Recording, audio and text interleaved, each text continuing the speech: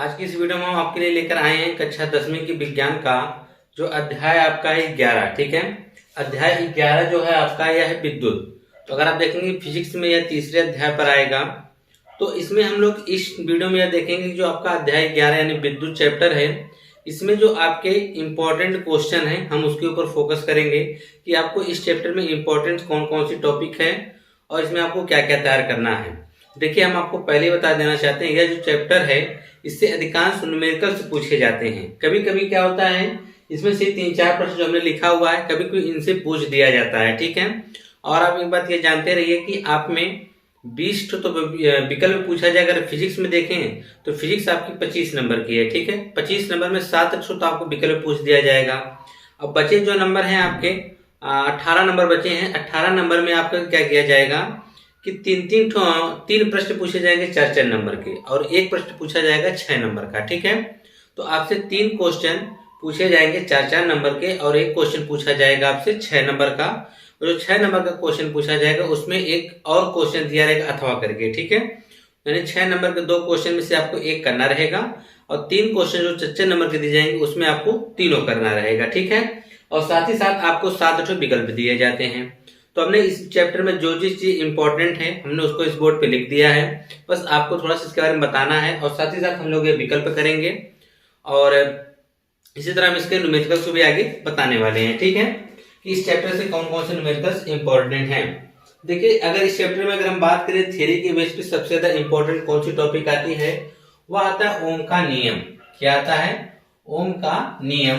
अगर यह क्वेश्चन आपसे पूछेगा तो 4 नंबर में पूछेगा। ठीक है, 4 नंबर में पूछने का मतलब क्या है कि ओम का नियम और उसका सत्यापन भी आपसे क्या करेगा, पूछेगा, तभी वो 4 नंबर का क्वेश्चन पूछा जाएगा। और अगर 6 नंबर तो 6 नंबर में आप जानिए कि विद्युत मोटर या आपसे पूछता है प्रत्यावर्ती धारा जनित्र। यह हर साल आपको देखे जाते हैं कि जो सबसे लॉन्ग क्वेश्चन होता है ये पूछता है। कभी कभी मानव नेत्र का सचित्र वर्णन भी पूछ देता है। ठीक है, तो हम लोग आगे की टॉपिक है, यह जो चैप्टर है इसमें से मैक्सिमम 4 नंबर का ही क्वेश्चन आ सकता है। ठीक है, तो देखिए कहा है कि ओम का नियम क्या है, इसके सत्यापन के लिए आवश्यक प्रयोग का वर्णन परिपथ आरेख खींचकर कीजिए। तो आपको यह क्वेश्चन कराया गया है। ठीक है, अगर आप लोग नहीं कर पा रहे हैं तो कमेंट बॉक्स में बताइए कि सर इसका आप लोग डेरिवेशन करवा दीजिए, तो हम करवा देंगे। ठीक है, तो यहाँ पे देखिए कहा है कि ओम के नियम क्या है, इसके सत्यापन के लिए आवश्यक प्रयोग का वर्णन परिपथ आरेख खींचकर कीजिए। दूसरा क्वेश्चन देखिए, जो दूसरा और तीसरा है, ठीक है, इसके पूछने की संभावना आप कह सकते हैं कि 50% है। ठीक है, कि पूछा भी जा सकता है नहीं, क्योंकि यह कभी कभी पूछ दिया जाता है, कभी कभी नहीं पूछा जाता है। तो सोचिए आपको बता दें, क्योंकि यह ज्यादा कठिन तो है नहीं, बहुत ही इजी कॉन्सेप्ट है इसको समझने के लिए। कहा कि श्रेणी क्रम में 3 प्रतिरोधों को जोड़ा जाता है, इस संयोजन के समतुल्य प्रतिरोध का सूत्र ज्ञात कीजिए। आप यह कह सकते हैं कि प्रतिरोधों को जब हम लोग क्या कहते हैं, समांतर क्रम में जोड़ते हैं। किस क्रम में जोड़ते हैं? समांतर नहीं, सॉरी श्रेणी क्रम है। ठीक है, तो जब हम श्रेणी क्रम में जोड़ते हैं तो इसका तुल्य प्रतिरोध क्या होगा, उसके लिए सूत्र स्थापित करना है। हो सकता है साथ ही साथ आपको यह भी दे दे कि 3 प्रतिरोध दिए गए हैं, 10 ओम, 5 ओम, 20 ओम, कुछ भी दे दे कि इनका तुल्य प्रतिरोध क्या होगा। ठीक है, इस प्रकार से क्वेश्चन किया जा सकता है। आपसे तीसरा जो कहा है 3 प्रतिरोध R1 R2 सॉरी R2 रहेगा, वो R3 परस्पर समांतर क्रम में जुड़े हैं, इनके तुल्य प्रतिरोध के लिए व्यंजक ज्ञात कीजिए। वही क्वेश्चन है जैसे उसमें आप लोग समांतर क्रम संयोजन का पढ़े होंगे, उसी तरह से श्रेणी क्रम संयोजन का, जिससे आपने श्रेणी क्रम पढ़ा उसी तरह आपका पढ़ेंगे समांतर क्रम संयोजन। ठीक है, दोनों डेरिवेशन आप लोगों ने किया होगा। अगर नहीं आता है तो सीधी सी बात है, आप लोग कमेंट बॉक्स में बताइएगा, इसका डेरिवेशन हम करवा के आपको समझा देंगे। अगला क्वेश्चन है जो विद्युत प्रतिरोध क्या है, का क्या अर्थ है, एक धातु के तार का प्रतिरोध किन किन बातों पर निर्भर करता है। यह 3 क्वेश्चन जो है कभी कभी पूछे जाते हैं। अगर पूछेगा तो इसमें से ऊपर वाला क्वेश्चन जो है ओम के नियम का सत्यापन, इसके पूछने के चांसेस ज्यादा हैं। अगर इस चैप्टर से वह थ्योरी उठाता है तो अक्सर इस चैप्टर से सवाल ही पूछे जाते हैं। ठीक है, तो आइए, क्योंकि आज चैप्टर जो है विद्युत का, यह न्यूमेरिकल्स के लिए ही जाना जाता है। अगर थ्योरी बेस अगर आपको देखा जाए तो आपका इसके बाद जो चैप्टर है चुंबकीय प्रभाव, उससे पूछा जाता है थ्योरी। ठीक है, तो आइए न्यूमेरिकल्स हम लोग कर लेते हैं। सॉरी न्यूमेरिकल्स कर रहे हैं, वो वैकल्पिक क्वेश्चन कर लेते हैं, फिर आगे न्यूमेरिकल्स भी हमको करना है। तो पांचवा क्वेश्चन कहा है कि किसी चालक में धारा का प्रवाह होता है, मतलब किसी चालक में धारा का प्रवाह किसके द्वारा होता है। तो देख लीजिए, तो इसमें इलेक्ट्रॉन द्वारा, प्रोटॉन, न्यूट्रॉन, इनमें से कोई नहीं। तो धारा का प्रवाह जो होता है वह इलेक्ट्रॉनों के द्वारा होता है। किसके द्वारा होता है? इलेक्ट्रॉन के द्वारा होता है। ठीक, अगर किसी चालक में मुक्त इलेक्ट्रॉन नहीं होंगे तो उसमें धारा प्रवाहित नहीं होगी। फिर अगला क्वेश्चन है कि प्रतिरोध का मात्रक है। तो देखिए, प्रतिरोध का मात्रक आप यहां देखेंगे तो इस विकल्प के आधार पर प्रतिरोध का मात्रक क्या होगा? ओम होगा। क्या होगा? ओम होगा। और आप लोग जानते रहिए कि फार्मूला आपने पढ़ा है V बराबर I इंटू आर। अगर R बराबर निकालेंगे देंगे V अपान I, तो एक प्रतिरोध और हो जाएगा वोल्ट प्रति एम्पियर। क्या हो जाएगा? वोल्ट प्रति एम्पियर। एक और मात्रक याद रखिएगा, क्या होता है? वोल्ट प्रति एम्पियर होता है। किसका? विद्युत प्रतिरोध का। फिर अगला कहा है 1 किलोवाट घंटा में जूल की संख्या होगी। तो 1 किलोवाट घंटा में जूल की संख्या देखिए, याद कर लीजिएगा, वह होगी 3.6 गुणे 10 की पावर 6 जूल। कितना होगा? 3 गुणे 10 की पावर 6, 3.6 गुणे 10 की पावर 6 जूल होगी 1 किलोवाट घंटा में। इसको आप कन्वर्ट भी कर सकते हैं। 1 किलोवाट घंटा को बनाएंगे वाट में तो हो जाएगा 1000, और 3600 को घंटा को बदलेंगे सेकंड में तो 3600 हो जाएगा।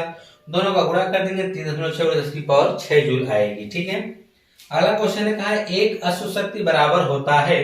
तो याद रखिएगा, एक अश्व शक्ति बराबर होता है 746 वाट। यह कई बार पूछे जा चुके हैं कि एक अश्व शक्ति यानी एक हॉर्स पावर किसके बराबर होती है? तो 746 वाट की क्या होती है? बराबर होती है। अगला क्वेश्चन का है वैद्युत धारा का मापन किया जाता है, यानी हम लोग धारा को नापते हैं किस मीटर के, किस यंत्र के द्वारा नापा जाता है? तो होता है वोल्ट मीटर द्वारा विभवांतर को नापा जाता है। ठीक है, तो यह होता है अमीटर। अमीटर के द्वारा हम लोग किसको नापते हैं? विद्युत धारा को नापा जाता है। ठीक है। 10वां कहा है कि वैद्युत ऊर्जा की इकाई है। वैद्युत ऊर्जा की क्या इकाई है? तो वैद्युत ऊर्जा की इकाई देखिए है, जो धारा का हो गया एम्पियर, यह शक्ति का हो गया, और यह विभवांतर का, तो विद्युत ऊर्जा का क्या होता है? वाट सेकंड होगा। क्या होगा? वाट सेकंड होगा। विद्युत ऊर्जा की जो इकाई होगी क्या होगी? वाट सेकंड होगा। अगला क्वेश्चन हम बात करते हैं 11वां। यह वेरी वेरी इंपॉर्टेंट है, यह आपसे श्योर पूछा जाएगा इस प्रकार के क्वेश्चन। कहा है कि एक बल्ब पर 220 वोल्ट 100 वाट अंकित है, तो तंतु का प्रतिरोध क्या होगा? तंतु का प्रतिरोध आपको बताना है। तो देखिए, आपको यह जो दिया है 220 वोल्ट, यानी यह V का मान दे रखा है। V बराबर कितना दे रखा है? 220 वोल्ट दे रखा है। W मतलब वाट। ठीक है, यानी यह शक्ति, यानी P का मान दे रखा है। P का मान कितना है? 100 वाट। ठीक है, यानी यह 220 वोल्ट है और यह कितना वाट है। तो आपसे पूछ रहा है R का मान बता दीजिए कि R कितना होगा। तो आपको देखिए R निकालना है। तो अगर आपने P के सूत्र याद किया होगा, आप जानते हैं P बराबर होता है V इंटू आई। क्या होता है? P बराबर V इंटू आई होता है। अगर आप देखना चाहें तो यहाँ पर हम लोग P बराबर, ठीक है, तो हमको यहाँ से R I निकालना, तो क्या कहते हैं, R निकालना है ना। तो हमको I तो पता नहीं है, लेकिन हम I बराबर देखिए यहाँ से चेंज कर सकते। जब I बराबर निकालना चाहेंगे तो हो जाएगा V बटा R। देखिए, जब यहाँ से I बराबर निकालेंगे तो क्या हो जाएगा? V बटा R। तो यह V तो पहले से I हम क्या रख सकते हैं? V बटा R रख सकते हैं। तो इस प्रकार आप देखेंगे तो हो जाएगा V स्क्वायर अपान R। दिख रहा होगा कि V स्क्वायर अपान R हो जाएगा। ठीक है जी, बिल्कुल दिख रहा है, V स्क्वायर अपान R हो जाएगा। यहाँ पर सभी मानों को रख दीजिए। V स्क्वायर मतलब इसका मान 220 गुणे 220 बटा R का मतलब 100। 2 जीरो से 2 जीरो कट गए, 22 का 22 में गुणा करेंगे क्या आएगा? 484। तो यहाँ पर आ जाएगा 484, यानी सी वाला ऑप्शन। कौन सा सही होगा? सी वाला ऑप्शन सही होगा। ठीक है, सूत्र आप याद रखेंगे तभी क्वेश्चन को कर पाएंगे। ठीक है, अगला क्वेश्चन जो हमारा है कि किसी विद्युत प्रतिरोध में बहने वाली धारा का मात्रक। तो आपसे पूछा है विद्युत प्रतिरोध में बहने वाली धारा, तो धारा का जो मात्रक होता है क्या होता है? एम्पियर। किसी परिपथ में बहने वाली धारा यानी धारा का मात्रा पूछा गया है ना, तो क्या होगा, एम्पियर होगा। फिर अगला क्वेश्चन है, ताप बढ़ाने पर किसी चालक का वैद्युत प्रतिरोध, तो ये देखिए इसको इंपॉर्टेंट पे टिक लगा लीजिएगा कि ताप बढ़ाने पर किसी चालक का जो विद्युत प्रतिरोध होता है वह आपका कह सकते हैं बढ़ता है। वह क्या होता है, बढ़ता है, अपरिवर्तित जी बिल्कुल नहीं, न घटेगा न परिवर्तित रहेगा, सिर्फ क्या होगा, बढ़ेगा। तो ऑप्शन नंबर बी होगा। 14वां जो क्वेश्चन है ये आपकी एनसीईआरटी की बुक में दिया है, ठीक है। उसमें क्या है कि यहाँ पर प्रतिरोध आर के किसी तार के टुकड़े को 4 बराबर भागों में काटा जाता है, तो उसमें 5 बराबर भागों में काटा जाता है, यही दिया गया है, ठीक है। इसमें कितना दिया गया है 4, उसमें कितना दिया गया है 5 बराबर भागों में क्या किया जाता है, काटा जाता है। तो उसके बाद देखिए हम लोग क्या करेंगे, इस क्वेश्चन को हल करने के लिए एक तरीका आपको अपनाना पड़ेगा, उस तरीकों को ध्यान से देखते रहें, तो उससे फर्क नहीं पड़ेगा कि 4 टुकड़ों में बांटा जा रहा है, 5 टुकड़ों में बांटा जा रहा है, 6 टुकड़ों में बांटा जा रहा है। बस तरीका आप समझ लीजिए, कॉन्सेप्ट कैसे इसको हल करेंगे। कहा है कि प्रतिरोध आर, कोई प्रतिरोध है वह आर ओम का प्रतिरोध कह सकते हैं। आर के किसी तार के टुकड़े को 4 बराबर भागों में क्या किया जाता है, काटा जाता है। फिर इन टुकड़ों को फिर समांतर क्रम में संयोजित कर देते हैं। यदि तुल्य प्रतिरोध R डैश हो तो R डैश अपान R का अनुपात मान होगा। यह बहुत ही इंपॉर्टेंट क्वेश्चन है। कहने का मतलब क्या है कि कोई तार है, ठीक है, उसके आप 4 टुकड़े कर दे रहे हैं। कितने टुकड़े कर दे रहे हैं, 4। जैसे मान लीजिए यही कोई तार, इसके 4 टुकड़े कर दीजिए, तो 1 2 3, तो 1 2 3 4 टुकड़े हो गए। या R1 इसको मान लेते हैं, या R2 या R3 या R4, ठीक। या टोटल जो था वह R था ना, टोटल कितना था R, इसी को हमने 4 टुकड़े कर दिया। तो R1 R2 R3 R4, और कह रहा है कि ये 4 टुकड़े बराबर हैं, इसका मतलब R1 R2 R3 और R4 सब क्या है, बराबर है। तो इसके बराबर हम लोग कुछ भी मान सकते हैं। इसके बराबर हम मान लेते हैं कि R4 आने दीजिए, कोई दिक्कत नहीं है, ठीक है। तो इसके बराबर अगर आप देखें तो चाहे तो हम स्मॉल r मान लेते हैं। जब अगर सब बराबर है तो इसके बराबर हम क्या मान लेते हैं, स्मॉल r, यानी सभी प्रतिरोध क्या है, बराबर हैं। तो कह रहा है कि इनको समांतर क्रम में संयोजित कर देते हैं। तो आपको पता होगा कि प्रतिरोधों को समांतर क्रम में संयोजित करने पर इनका जो तुल्य प्रतिरोध आता है कितना था, R डैश, यानी 1/R डैश बराबर 1/R1। सूत्र क्या होगा, 1/R1 1/R2। चलो यहाँ नहीं दिखे, ऊपर लिख देते ना मिटा के, इधर वहां नहीं दिख रहा होगा आप लोगों को अच्छे से, चलिए यहाँ पे लिख देते हैं।